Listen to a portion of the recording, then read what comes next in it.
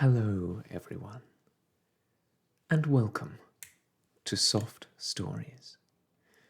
I'm Stratton, and this is Pepper, and today we are going to be continuing our reading of 20,000 Leagues Under the Sea by Jules Verne. When last we left off, we saw an amazing sight, an underwater funeral for one of the members of Captain Nemo's crew, who, Monsieur Aronnax, previously a doctor before he worked at the museum, was unable to cure. This sombre moment was followed up by another chapter of underwater exploration, where the Nautilus, the magnificent ship captained by the enigmatic Nemo, travels into the Indian Ocean. And that is where we pick up our story, with chapter 26, a new invitation from Captain Nemo. At noon on February the 28th, when the Nautilus surfaced at 9 degrees and 4 minutes north latitude, we sighted land lying 8 miles off to the west.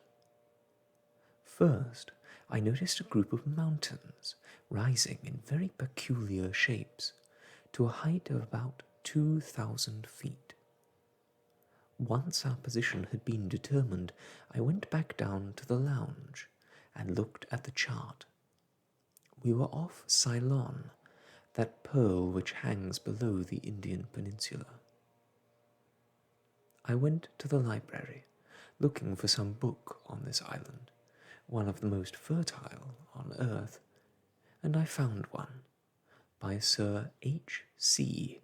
Esquire, called Ceylon and the Cingalese. I went back to the lounge and first of all learned that Ceylon was situated between 5 degrees and 55 minutes and 9 degrees and 49 minutes north latitude, and 79 degrees 42 minutes and 82 degrees 4 minutes east longitude. It is 275 miles long and 150 miles wide at its largest point.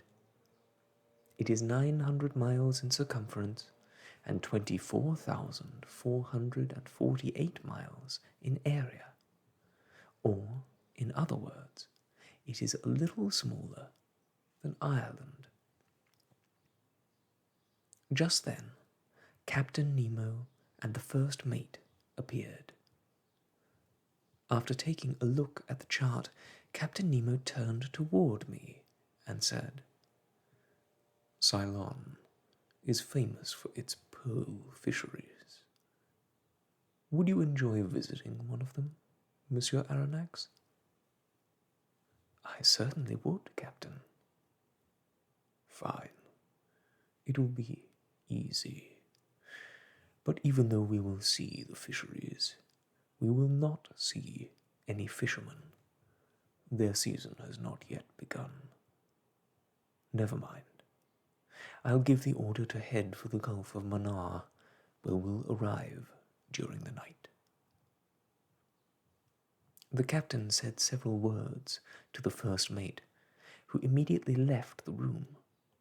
Soon the Nautilus dove, and after a while we could see by the pressure gauge that it was maintaining a depth of 100 feet. I looked for the Gulf of Mannar on the chart. I found it along the 9th parallel, off the northwest coast of Ceylon. One side of it was formed by a prolongation of Little Mannar Island.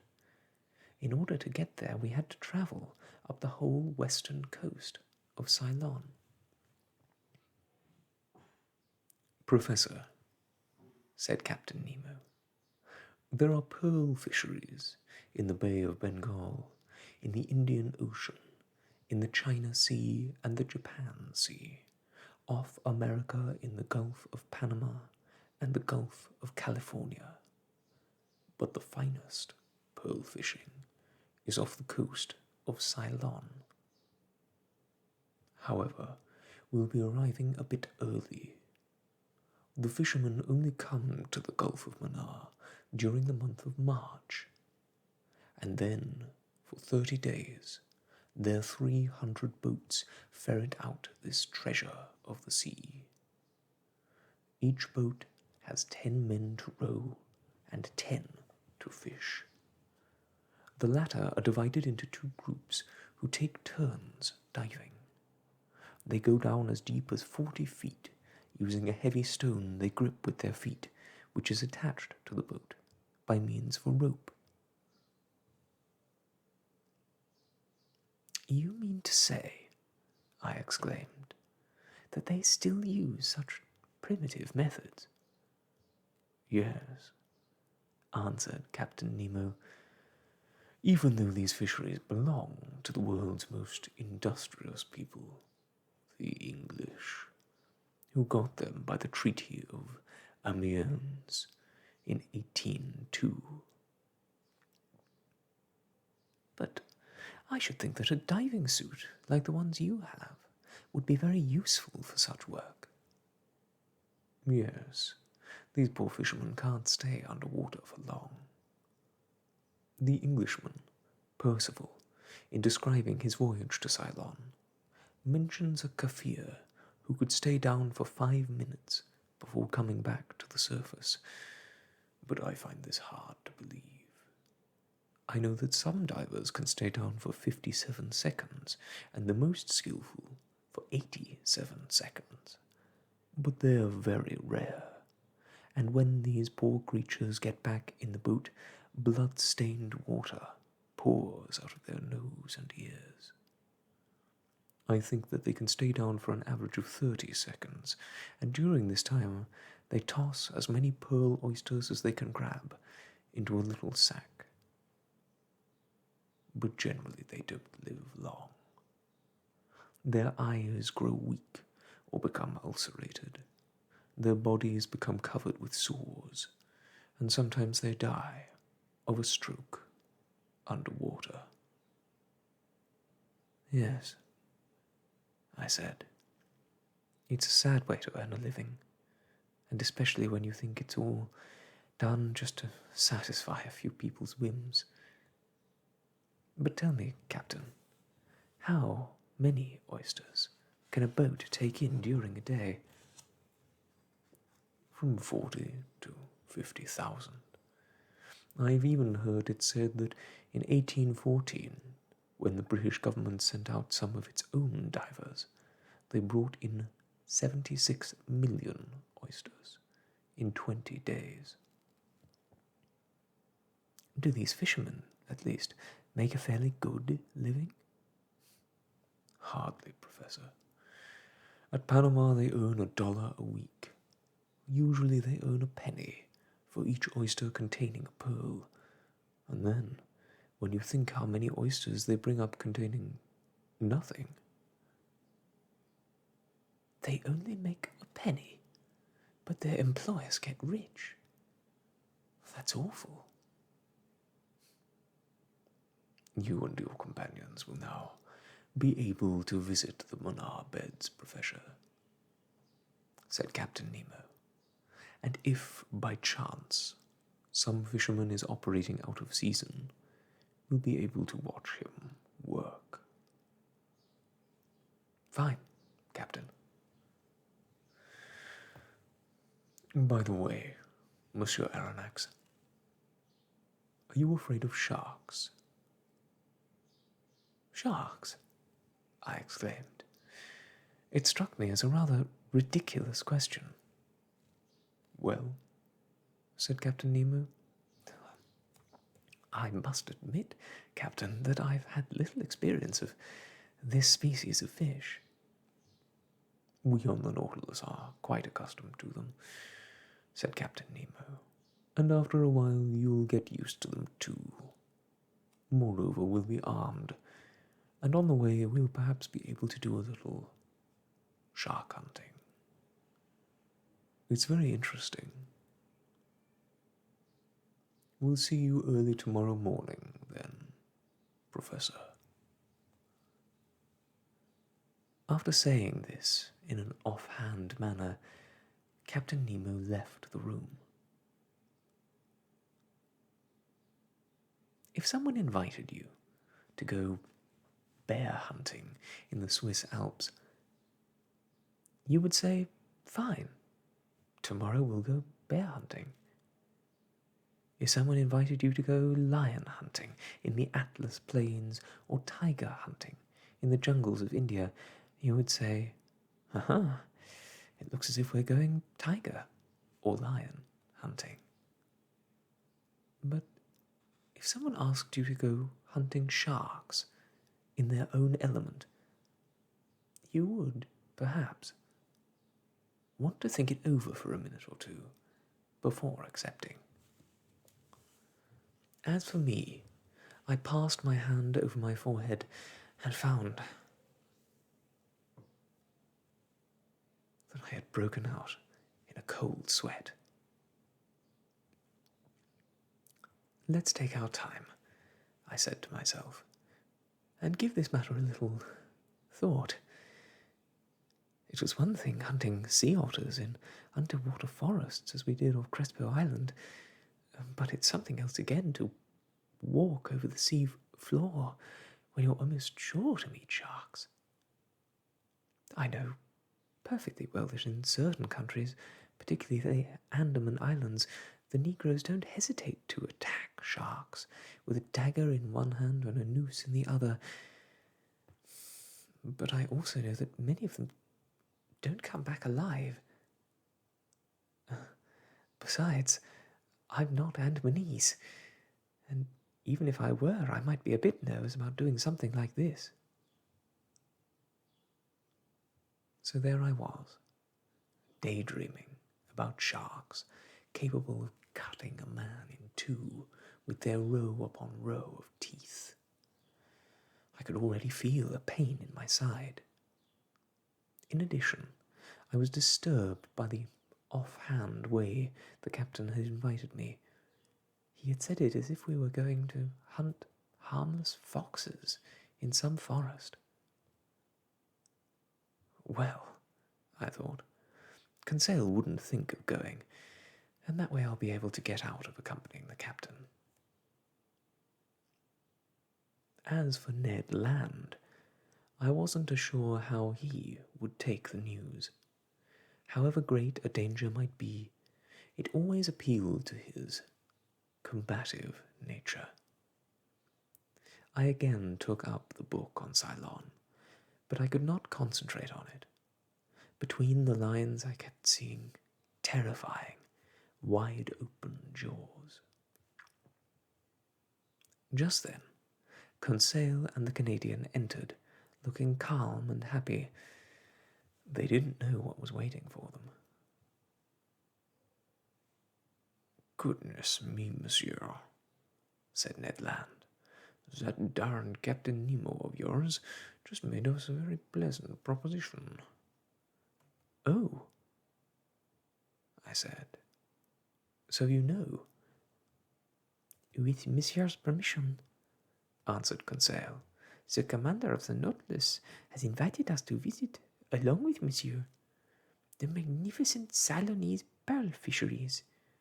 He asked us very politely, and acted like a true gentleman."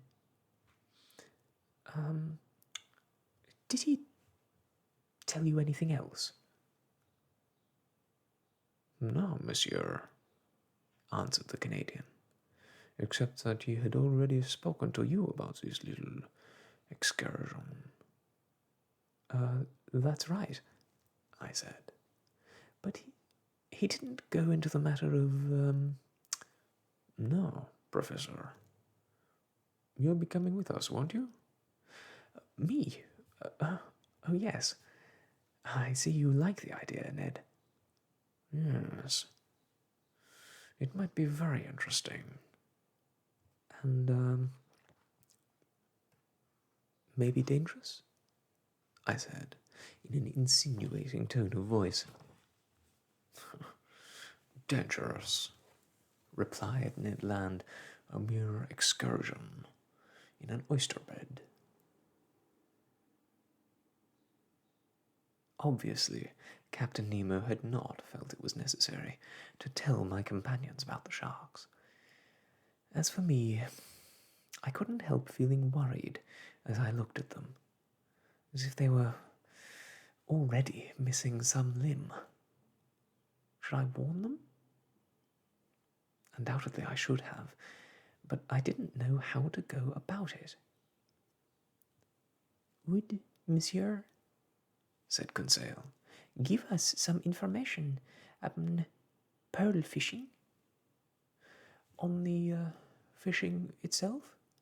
I asked. "Or on the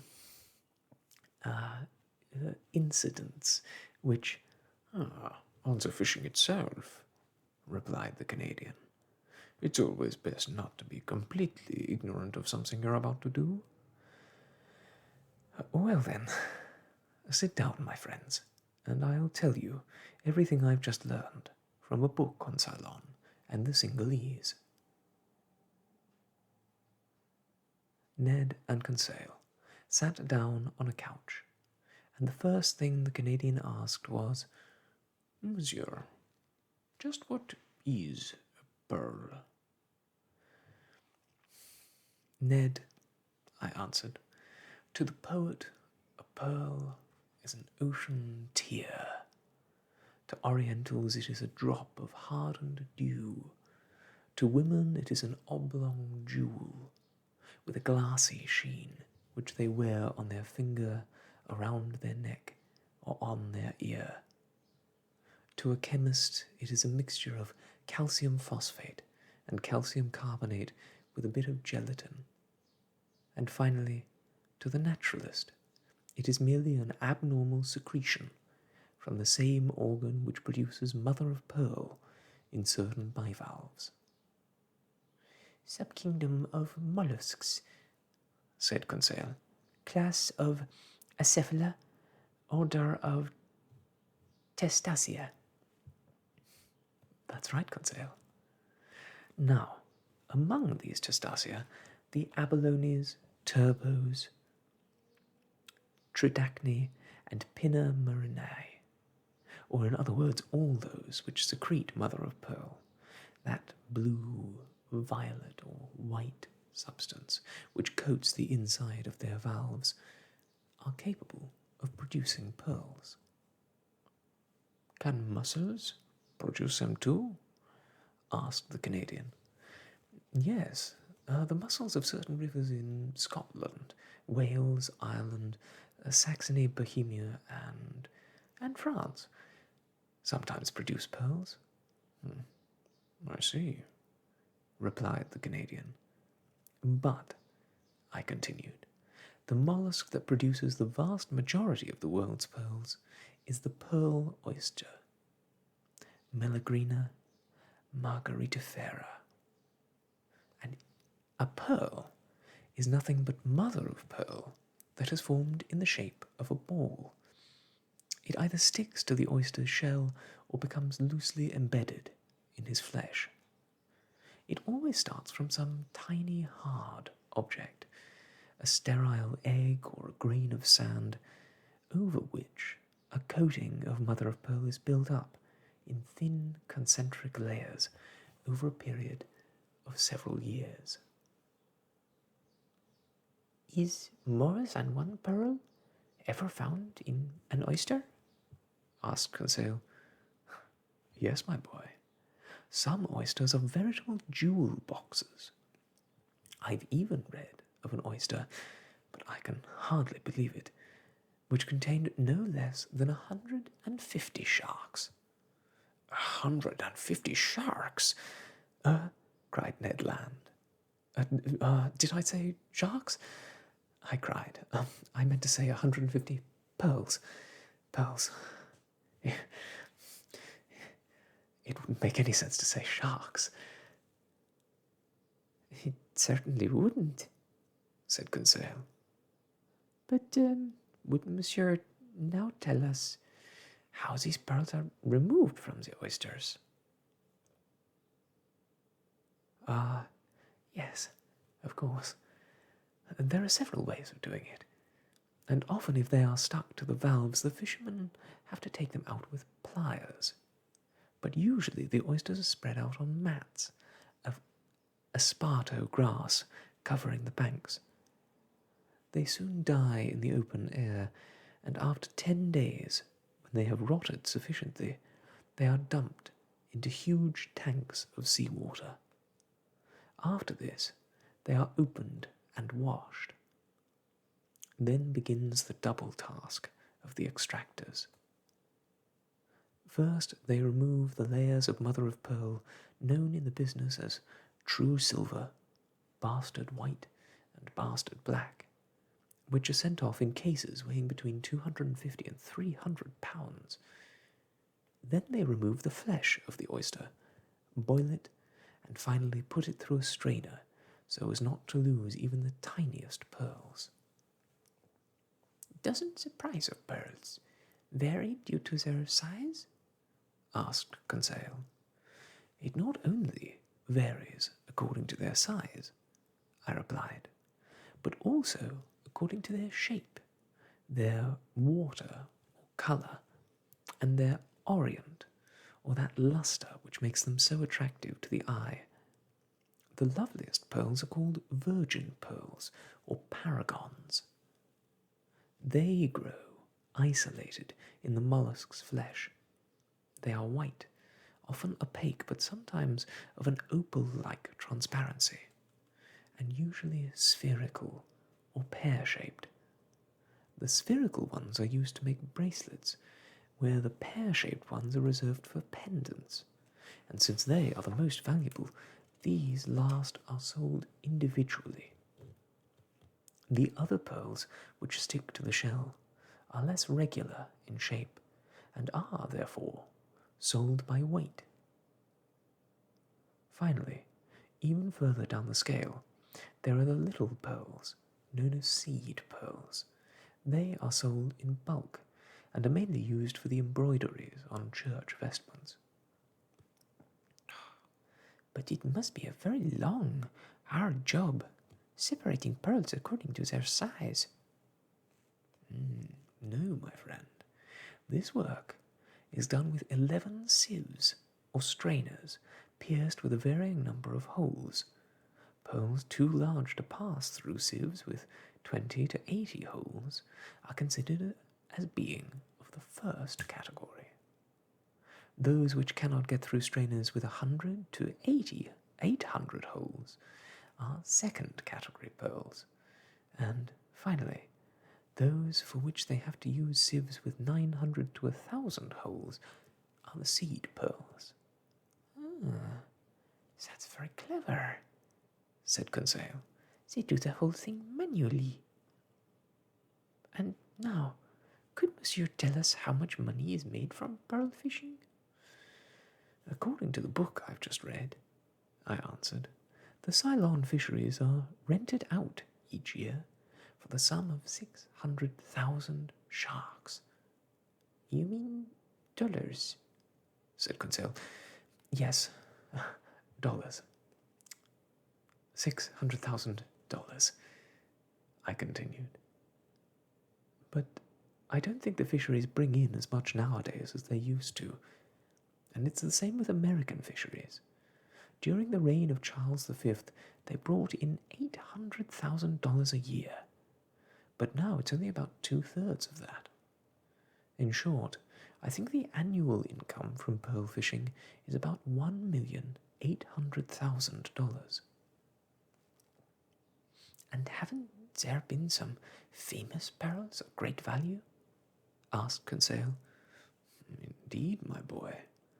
They say that Caesar offered Servilia a pearl estimated at $4,000 in terms of today's currency. I've even heard people claim, said the Canadian, that there was a certain lady in the olden days who drank pearls in her vinegar. That was Cleopatra, answered Conseil. It must have tasted awful, commented Ned Land. Terrible, said Conseil. But it's not everybody who can claim to have drunk a little glass of vinegar worth $3,000. It's too bad I didn't marry that lady, said the Canadian, making a rather disquieting gesture. Ned Land, married to Cleopatra? Cried Conseil. I was all set to get married, the Canadian answered seriously. And it isn't my fault it fell through. I haven't bought my fiancée, Kate Tender, a pearl necklace. And then she went off and married someone else. And that necklace cost me no more than $1.50. Even so. And you'll just have to take my word for it, Professor. The pearls in it were the largest I've ever seen. Ned, my boy, I answered laughingly. Those were artificial pearls. Little glass balls, coated inside with a substance called Essence d'Orient. Really? Replied Ned. But that stuff they used to cut them with, that must have costed a lot of money. No, Ned. It's nothing more than a silvery substance, gotten from the scales of a fish called a bleak, and preserved in ammonia.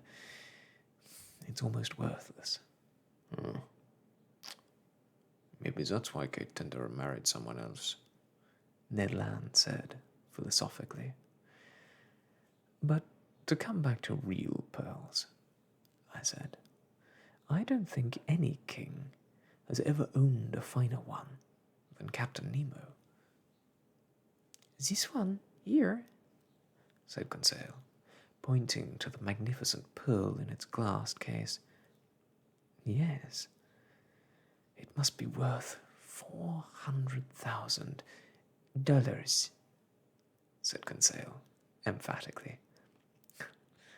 Yes, I said, $400,000, and it undoubtedly didn't cost the captain more than the effort of picking it up. Well, said Ned Land, who's to say that tomorrow, on our excursion, we won't come across another one like it? Ah, nonsense, exclaimed Conseil. Why not?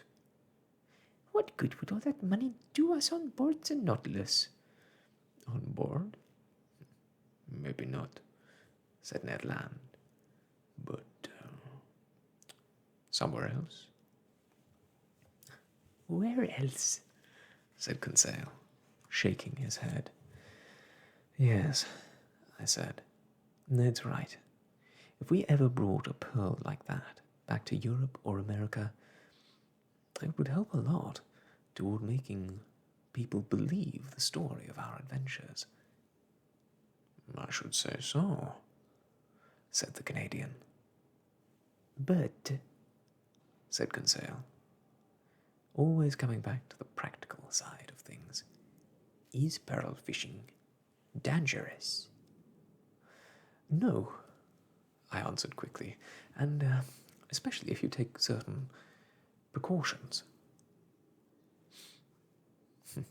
What do you risk in this business? Said Ned Land, swallowing several mouthfuls of water. That's about it, Ned.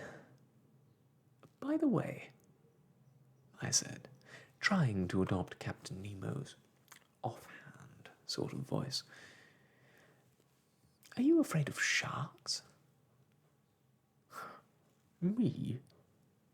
Answered the Canadian, a professional harpooner. It's part of my job to laugh at them. It's not a question of fishing for them with a swivel hook, I said, hauling them up on deck, cutting off their tail with an axe, opening up their bellies, tearing out their heart, and throwing it into the sea.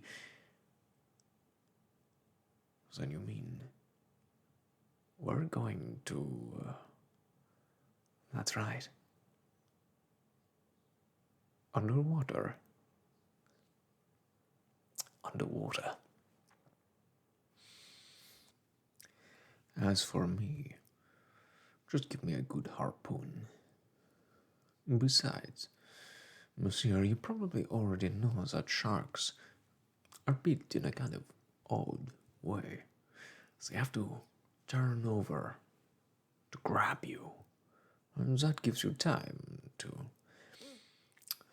Ned Land had a way of saying the word grab that made a chill run down my spine. Well, Conseil, what about you? What do you think of sharks? In all frankness, Said Conseil. Thank heavens, I thought. if monsieur is willing to face sharks, Said Conseil. I don't see why his faithful servant shouldn't be willing to face them too. Chapter 27. A $2 million pearl. Night fell, and I went to bed. I slept rather badly. Sharks played an important role in my dreams. The next morning, at 4 o'clock, I was awakened by the steward Captain Nemo had placed at my service. I quickly got up, dressed, and went to the lounge. Captain Nemo was waiting for me. Are you ready, Monsieur Aronnax? He asked. I'm ready. Please, follow me. What about my companions, Captain? They've already been awakened, and they're waiting for us. Aren't we going to put on our diving suits? I asked. Not yet. I haven't allowed the Nautilus to get too near shore, and we're still fairly far from Manar Bank. But I've had the dinghy prepared. It will take us there and save us a long walk. Our diving suits are in it, and we'll put them on when we're about to start our underwater exploration. Captain Nemo led me toward the central companionway leading up to the platform. Ned and Conseil were there, delighted by the pleasure trip they were about to take. The dinghy was tied alongside the Nautilus, and 5 sailors were in it, with their oars in place, waiting for us. It was still night. Patches of clouds covered the sky, and I could only make out a few stars. I looked toward the land, but I saw only a vague line running along 3/4 of the horizon from the southwest to the northwest. During the night, the Nautilus had sailed up the western coast of Ceylon, and was now on the other side of the bay, or rather, gulf, formed by this island and Manar Island. It was in these dark waters that lay the oyster beds, that inexhaustible field of pearls that stretched for more than 20 miles. Captain Nemo, Conseil, Ned Land, and I took our places in the stern of the dinghy. The coxswain held the tiller, and his 4 companions took up their oars. The ropes mooring us were released, and we were off. The dinghy headed south. The oarsmen did not hurry. I noticed that although they pulled vigorously, they waited 10 seconds between strokes, according to the system used in most navies. When their oars were in the air, drops of water would fall off and crackle on the dark surface of the water, like bits of molten lead. A light swell coming from the open sea made the dinghy roll slightly, and several wave crests slapped against its bow. We were silent. What was Captain Nemo thinking? Perhaps about the shore we were approaching, which he felt to be too near, unlike the Canadian, who felt it was still too far away. As for Conseil, he had come along merely out of curiosity. Toward 5:30, the first glimmers of dawn outlined the horizon more clearly. Toward the east, it was rather flat, and then toward the south, it rose a bit. The island was 5 miles away, and its shore still blended with its misty waters. Between us and the land, the sea was deserted. Not a single boat or diver was in sight. A profound silence reigned in this meeting place of pearl fishermen. As Captain Nemo had said, we had arrived in these waters a month too soon. At 6, daylight was suddenly upon us, with that rapidity peculiar to tropical regions where there is no real dawn or twilight. The sun's rays pierced the cloud banks piled up on the horizon, and the sun itself rose rapidly. I could now clearly make out the shore, with a few trees spread out here and there. The dinghy continued on toward Manar Island, rising up to the south. Captain Nemo stood up and looked at the sea. He then gave the order to drop anchor, but scarcely any chain had to be let out, for this was one of the shallowest spots in the entire oyster bed, and the water was little more than 3 feet deep. The dinghy immediately swung around in the ebb tide. "Here we are, Monsieur Aronnax," said Captain Nemo. "You see this narrow bay. In a month it will be filled with fishermen and their boats, and it is in these waters they will so bravely die. This bay is well situated for such fishing. It's sheltered from strong winds, and there's never much of a swell, all of which is very helpful to the divers. Now, let's put on our suits and begin our excursion." I did not answer, and while the sailors helped me put on my diving suit, I looked at these questionable waters. Captain Nemo and my 2 companions were also getting dressed. None of the men from the Nautilus were going to accompany us on this new excursion. Soon we were imprisoned up to our necks in our rubber suits, and our air tanks were fixed on our backs. As for the Ruhmkorff lamps, they were not in sight. I mentioned this to Captain Nemo before my head was encased in its copper helmet.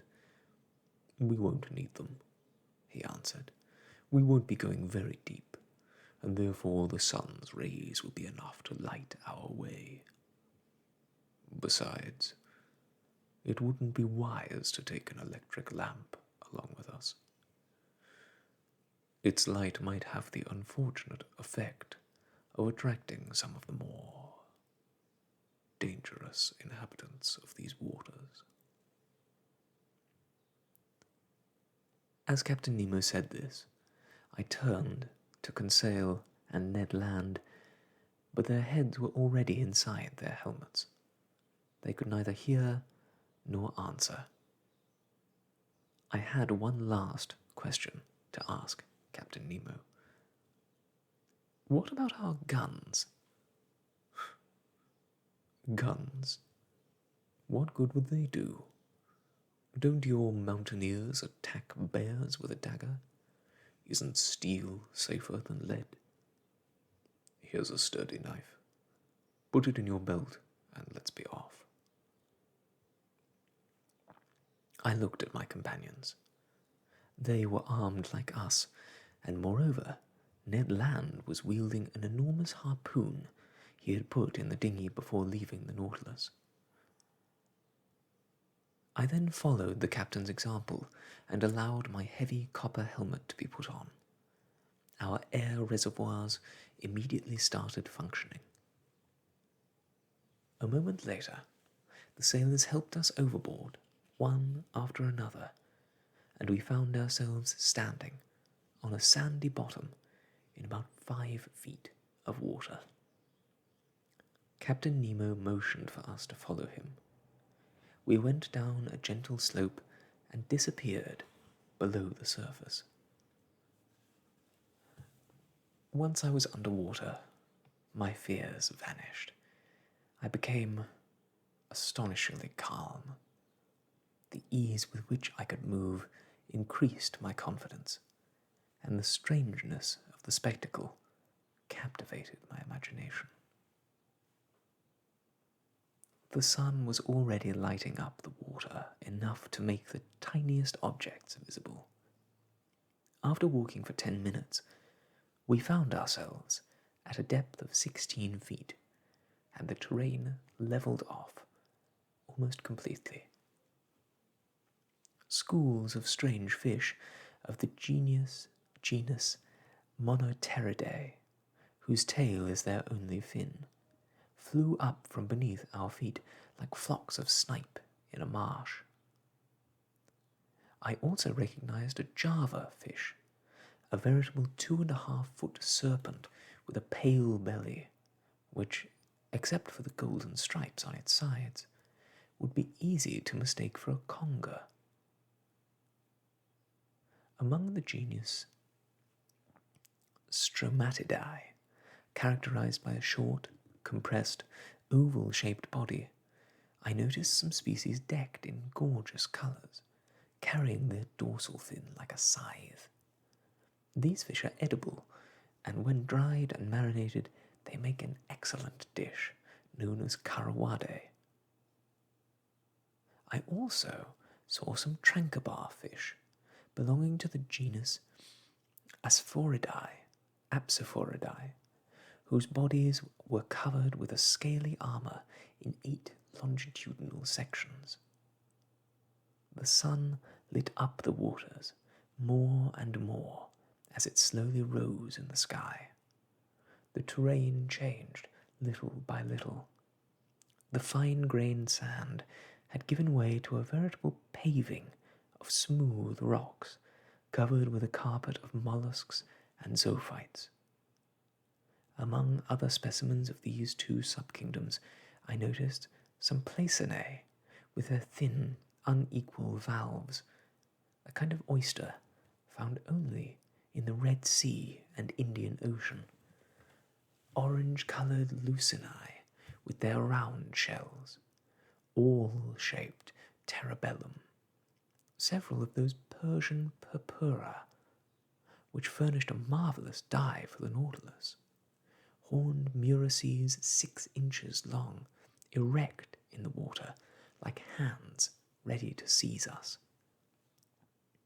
Cornigerous Turbinellae, bristling with spines, Lingulae, Anatinae, an edible mollusk found in the markets of Hindustan, somewhat luminous Pelagian Panoperae, and finally superb Flabelliform Oculinae, marvelous fans which form one of the most remarkable tree-like growths in the ocean.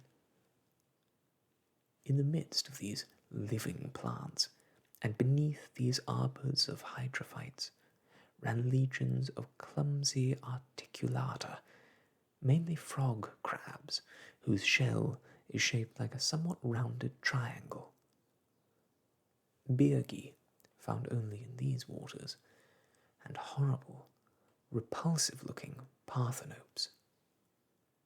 Another no less hideous animal, which I met several times, was that enormous crab Darwin saw, a creature which nature has given the instinct and necessary strength to live off coconuts.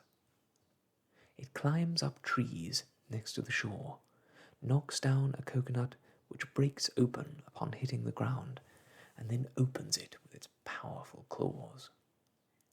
Here, beneath the clear water, this crab scampered about with unbelievable agility, while green turtles, of a species commonly found off the coasts of Malabar, moved slowly among the tumbled down rocks. Towards 7 o'clock, we finally reached the area where pearl oysters reproduce by the millions. These precious mollusks were clinging to rocks, stuck by the brown byssus, which prevents them from moving about. In this they are inferior to mussels, who can move around to a small extent. The pearl oyster, the Meleagrina, whose valves are more or less equal, has a round, thick shell with a gnarled exterior. Several of these shells were marked with green bands radiating down from the top. These were the young oysters, but those that were black and rough were almost 10 years old and measured as much as 6 inches in diameter. Captain Nemo pointed to an enormous mass of pearl oysters, and I realized that here there was a literally inexhaustible supply, for nature's creative force was stronger than man's destructive instinct. But Ned Land, faithful to this instinct, was quickly filling a sack with the finest oysters. However, we could not stop. We had to follow the captain, who seemed to be taking paths known only to him. The ocean floor rose considerably, and sometimes I could raise my arm above the surface. Then it would get deeper again. Often we would go around high rocks shaped like pyramids.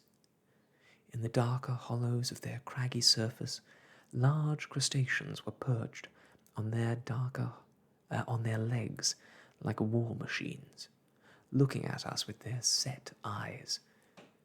And about our feet crawled Marianidae, Ariciae, and Annelidae, stretching out their antennae and tentacles. Just then, a vast cave appeared before us, hollowed out in a picturesque pile of rock covered with all the lovely tapestry work of underwater vegetation. At first, it seemed to me very dark inside this cave. The sun's rays appeared to lose their strength little by little. Their vague transparency became only a dim, blurred light.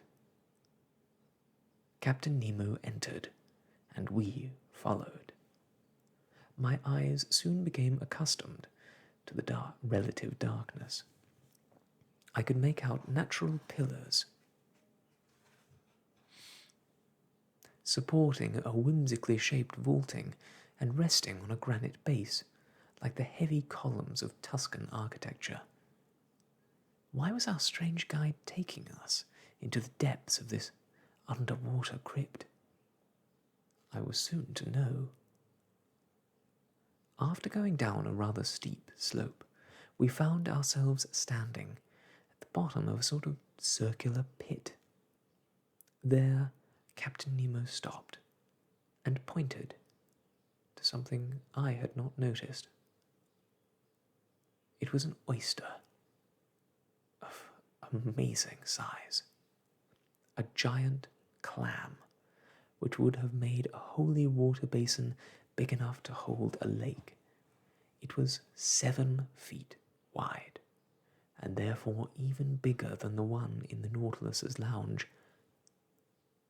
I went over to this phenomenal mollusk. He was fastened to a slab of granite, living all alone in the calm waters of the grotto. I calculated that this giant clam must have weighed about 650 pounds. Such an oyster must have contained 35 pounds of flesh, and it would have taken the stomach of a gargantua to digest several dozen of these. It was obvious Captain Nemo already knew that this creature was here. It wasn't the first time he had paid it a visit. But I was wrong in thinking he had brought us here just to show us a wonder of nature. Captain Nemo had a particular reason for wanting to see how this giant clam was getting along. The creature's two valves were partly open. The captain inserted his dagger to prevent them from closing again. Then, with his hand, he lifted up the fringed membranes which formed the animal's cloak. There, among the leaf-like folds, I saw a loose pearl, the size of a coconut. Its roundness, perfect clarity, and marvellous sheen made it a jewel of incalculable value. I was carried away by my curiosity and stretched out my hand to take it, weigh it, and feel it. But the captain stopped me and indicated he did not want me to touch it. He then removed his dagger with one swift motion, and the two valves of the clam suddenly closed. I then realized what Captain Nemo had in mind. By allowing this pearl to remain inside the giant clam, he could let it grow as much as he wanted. Each year the creature would add new layers to it. Only the captain knew where this marvellous fruit of nature was ripening.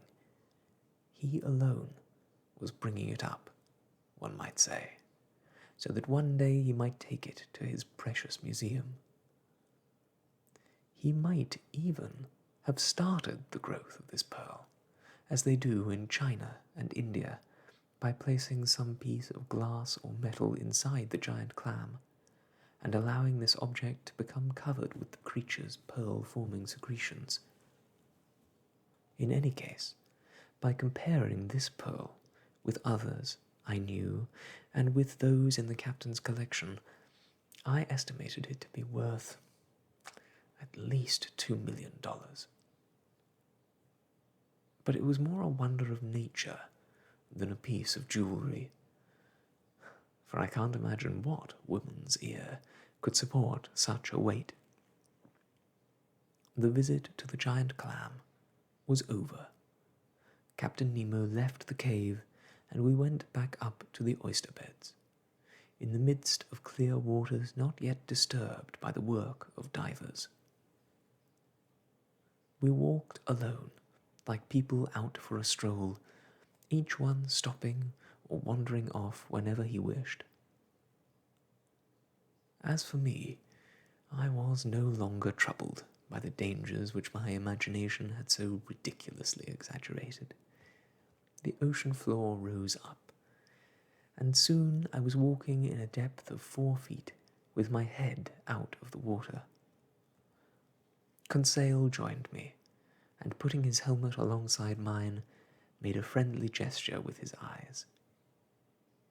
But this raised plateau lasted only for several yards, and soon we were back in our element, for I feel I could call it now our element.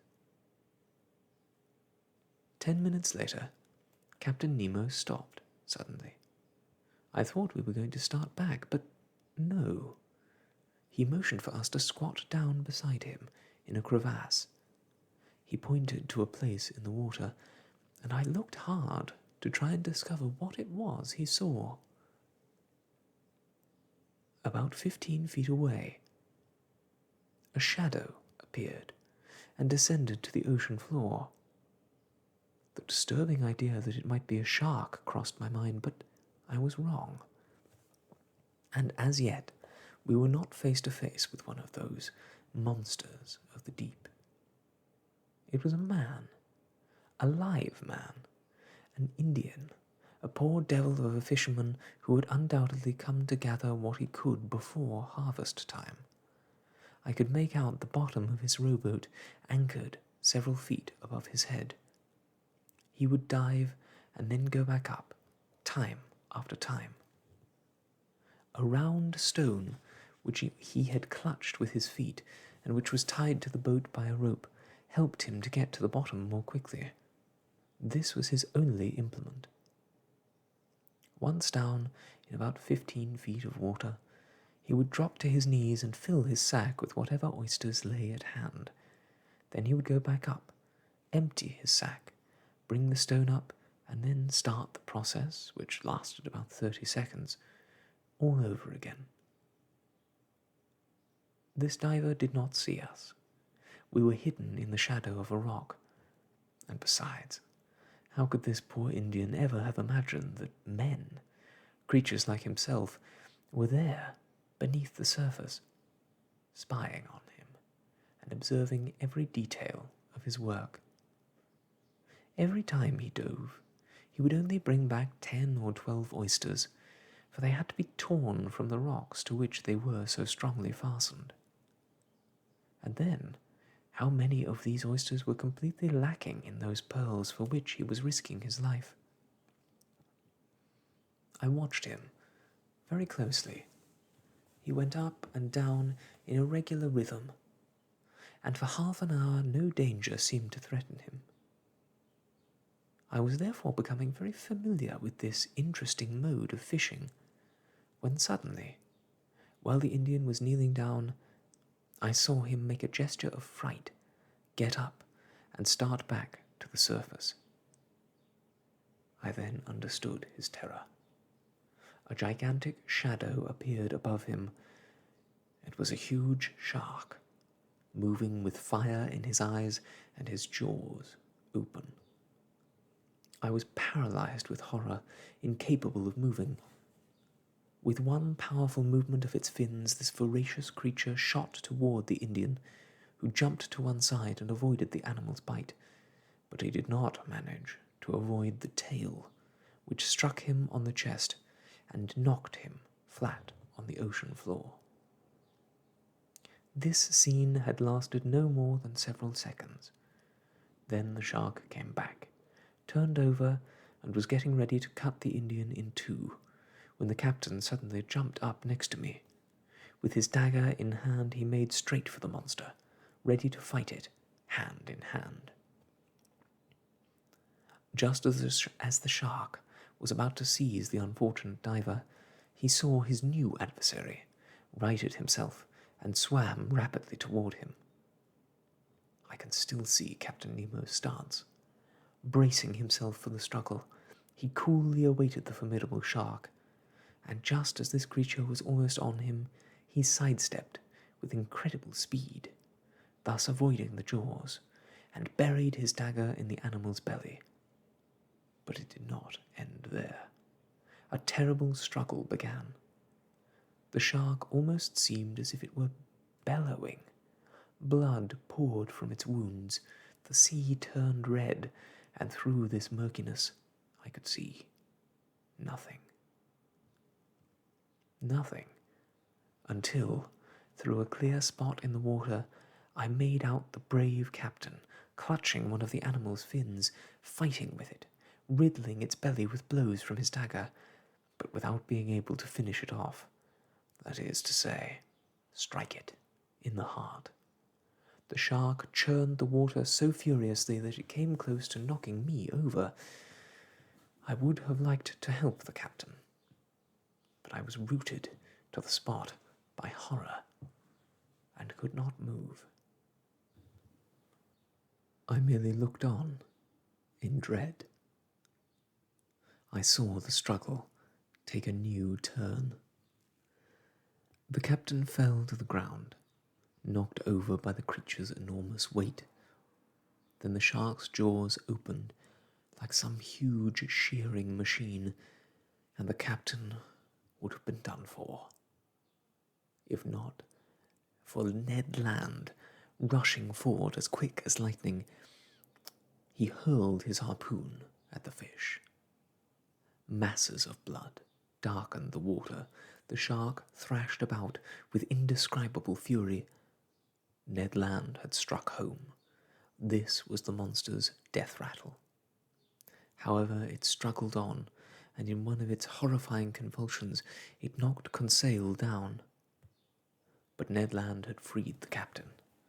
The latter, unharmed, immediately got up and went over to the Indian, cut the rope tying him to the rock, took him in his arms, and with one strong kick brought him back to the surface.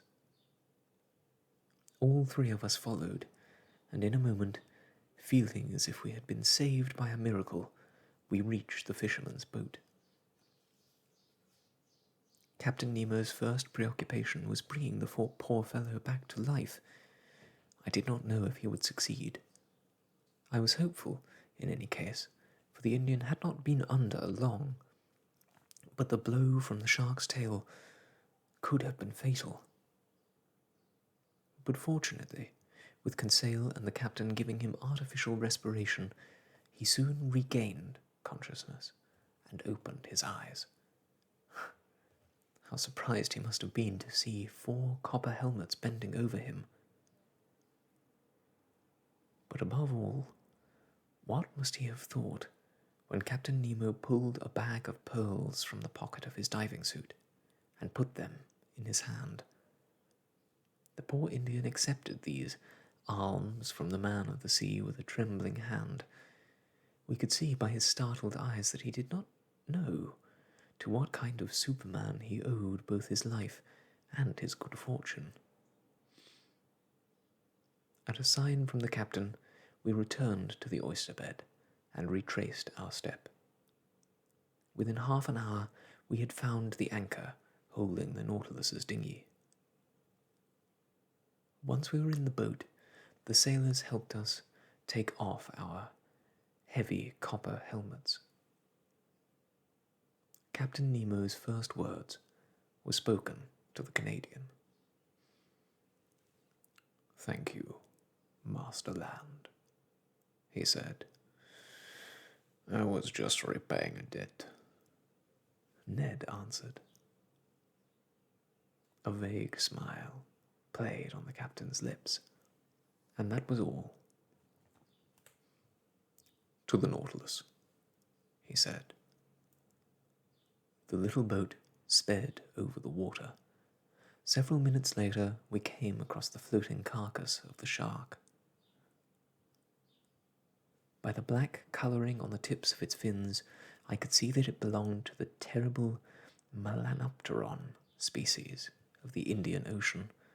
It was more than 25 feet long, and its enormous mouth occupied a third of its body. By its 6 rows of teeth, I could tell it was an adult. Conseil was looking at it in a purely scientific way, and I'm sure he was classifying it, quite correctly, among the class of cartilaginous fish, order of Chondropterygi, with fixed gills, family of Selaci, and genus of Squali. While I was looking at this inert mass, a dozen other sharks of the same species suddenly appeared around the boat. They threw themselves on the carcass and fought over the pieces without even giving us a thought. At 8:30, we were back on board the Nautilus.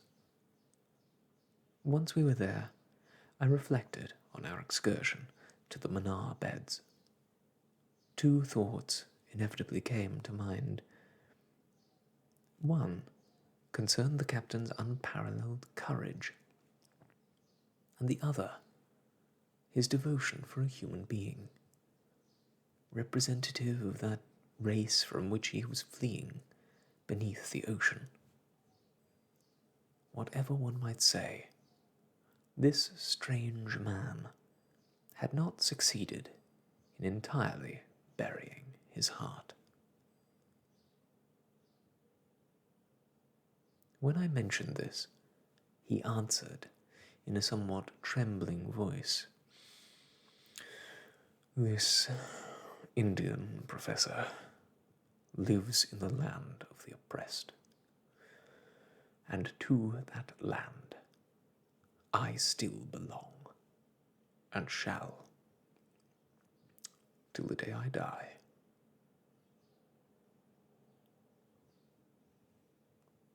And that, my friends, is where we will leave it for today. 2 quick takeaways from today's reading. I think that is a beautiful sentiment by Captain Nemo. Despite his immense privilege and wealth, he recognizes that we are all human beings, and while one of us is oppressed, all of us are engaged in that same system and must fight against it where we can. The other thing that stuck out to me on a lighter note is the description that the narrator gives when he descends into the ocean and experiences the trepidation of potential danger, but as soon as he descends and reaches the bottom, his fears vanish, and the calm of the sea overtakes him.